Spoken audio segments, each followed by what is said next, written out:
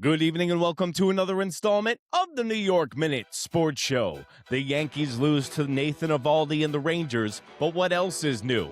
It's New York Minute Sports. It's New York sports for New York nuts. Don't forget to like. Don't forget to subscribe. Let's go! It's New York Minute Sports. Well, there you have it, folks. Welcome to another installment of the New York Minute Sports Show. Don't forget to like. Don't forget to subscribe, and don't forget to visit our New York Nuts merch store. That's the beautiful blue link underneath the video. But tonight, the 5-game winning streak by the New York Yankees gets snapped by who other? Nathan Eovaldi, the one that got away. He was in the Yankees system, and still to this day, I wake up in cold sweats and think about Nathan Eovaldi in pinstripes still. He is dominant whenever he gets into the Bronx, and when he gets against his former team, he owns them. Tonight, 8 innings pitched, 3 hits, 1 run, 1 earned run, of course, to Aaron Judge, the only guy that owns him on the New York Yankees. But since April 2025, he has allowed only 1 run. And before that, 25 innings of scoreless ball against the New York Yankees. Yeah, you look at his ERA, that is a 3, and he's only 7-6 against the Yankees. But most of that came in bunches against the Red Sox when they were really, really bad. Now, Nathan Eovaldi also stuck it to the Yankees when he won the World Series with the Red Sox and was dominant in the postseason. He always seems to turn it up whenever he faces his former team. Now, you would think this is great. The Yankees are rolling high. They've been doing nothing but winning. But you know what?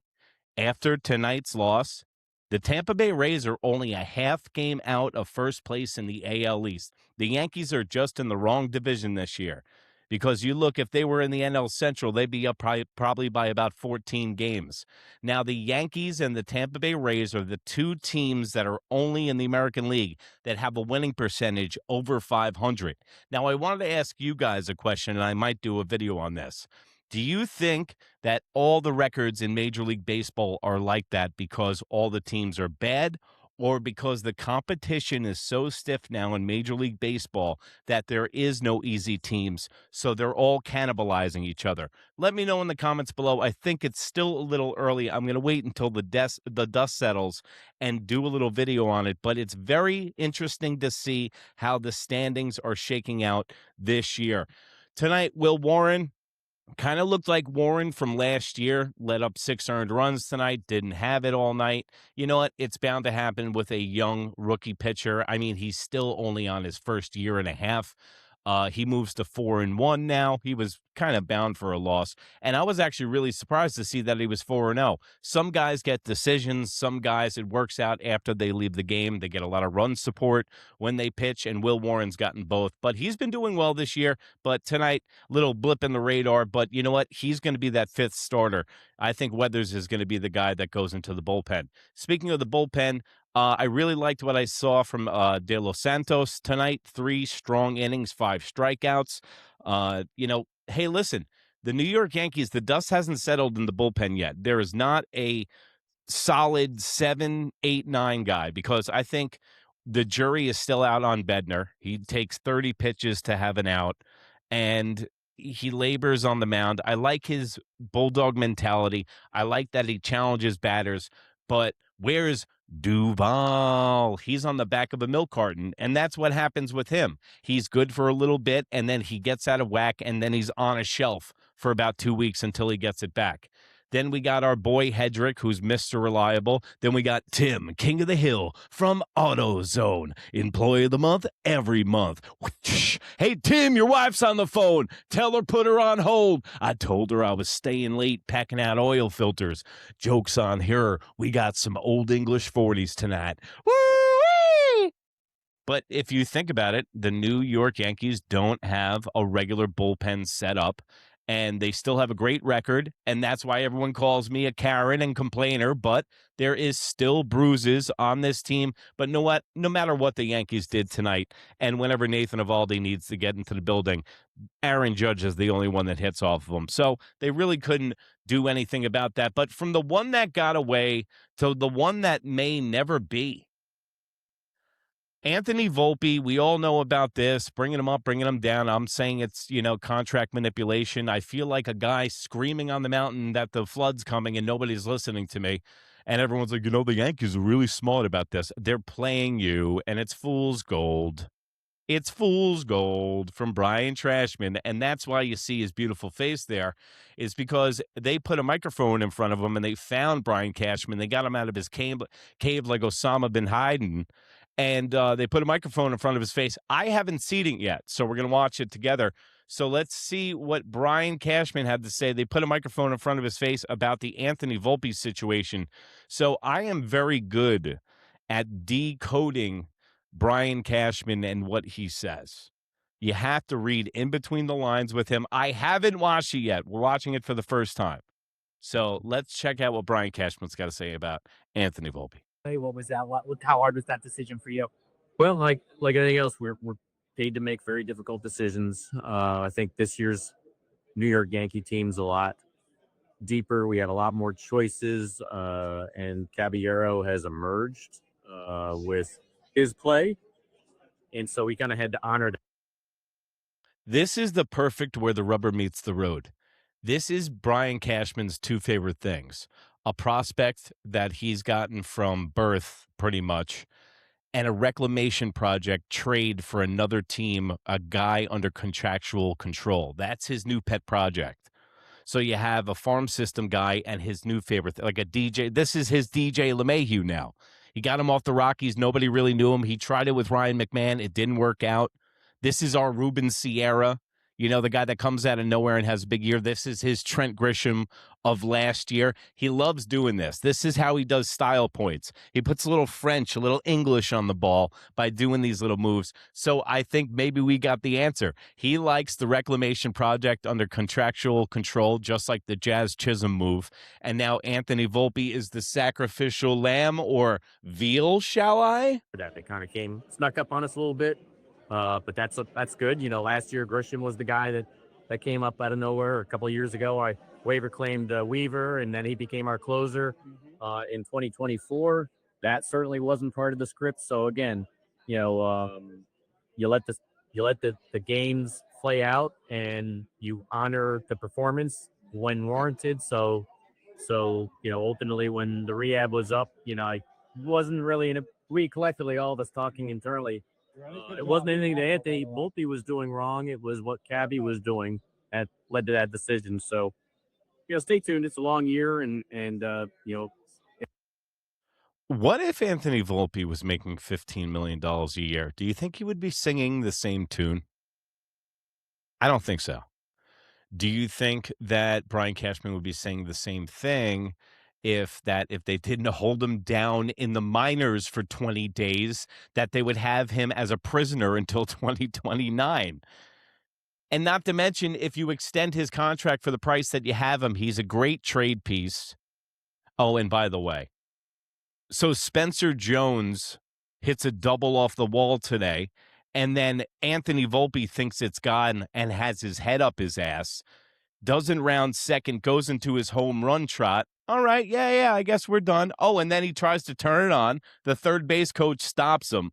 This is why he should still be in the minors. They brought Anthony Volpe ahead of schedule. Remember when they brought Austin Wells and Anthony Volpe up really early, about a year early for opening day? This is the reverberations that they've had. And also, he had an injury. But these are the mistakes. This you can't blame on an injury or inexperience. Anthony Volpe has his head up his ass and in the clouds half the time, and he's not a heads-up baseball player. We used to hear about Anthony Volpe's baseball IQ, that it was off the charts. I don't know who was giving him a test, because it looks like he got barbecue sauce on his SATs. When the rehab was up, I wasn't really we collectively, all of us talking internally. It wasn't anything that Anthony Volpe was doing wrong. It was what Cabby was doing that led to that decision. So, stay tuned. It's a long year. Well, I don't know if it's really nothing that Anthony didn't do wrong, because did you see him try to run the base pads tonight? And, we're excited that we have Anthony Volpe. We're excited that we have Cabby. We're excited about all the different talented players that we have. And hopefully they collectively find a way to get what our fans deserve. You plan to move him around the infield at AAA, or ready to just stay at shortstop? We'll see. Like everything else, you have conversations, that you don't do anything, immediately. So, for instance, like with Anthony, I talked to Anthony on Thursday of last week to try to be transparent about what was going on in my head and what I was thinking, which eventually led to the option, reinstatement and option on Sunday. What about this, though? What about if they're holding Anthony Volpe down in AAA to get some work at different positions in the infield? Now, the New York Yankees, for all intents and purposes, what Jazz is going to demand after this season's over, $325 million, which he's not going to get. He might get half of that. The Yankees will not sign him for half of that. So what if their diabolical master plan is send Volpe down there, extend his contract to 29. He becomes the starting second baseman of the Yankees next year. Caballero stays at short. Volpe stays at second. And then you address third base, which they haven't done in over 10 years. Now, the Yankees are holding him hostage. They should just have a picture of Anthony Volpe duct taped to a chair in the crawl space of Yankee Stadium, because they're holding him captive now, and they're holding him until they trade him, until he gets better. And this is exactly what Brian Cashman means. The Yankees have options because of their depth, especially their pitching depth, and now their positional depth. He was finally able to reload and restock after the trade deadline of last year and add guys that are into contractual control. Just like you heard the names that he mentioned, Luke Weaver was one of them. He loves these reclamation projects, and now Anthony Volpe can be added to the scrap heap now, because the way that he's running around the bags, it still seems like he's got his head up his ass. And that's a big problem if Anthony Volpe wants to make this squad. So, hey, the Yankees lose tonight. I just want to get on here and do a little post game for you, because the Yankees were pretty much lifeless, so there really wasn't much to report on. But now the Yankees have a rubber match tomorrow, and the Yankees need to win this series to keep pace with the Rays right behind them. You know, the New York Yankees were on a jog, and they're like, you know what? I'm in the lead, and they just turned around, and they are right behind them. Yes, the Yankees are cruising, but the Tampa Bay Rays are cruising, and now that, even the Toronto Blue Jays, even though they lost to the Rays today, the Toronto Blue Jays have been on the way up in the AL East. So this will get tight, and I think that teams and the records will get better as the year progresses and the dust will settle.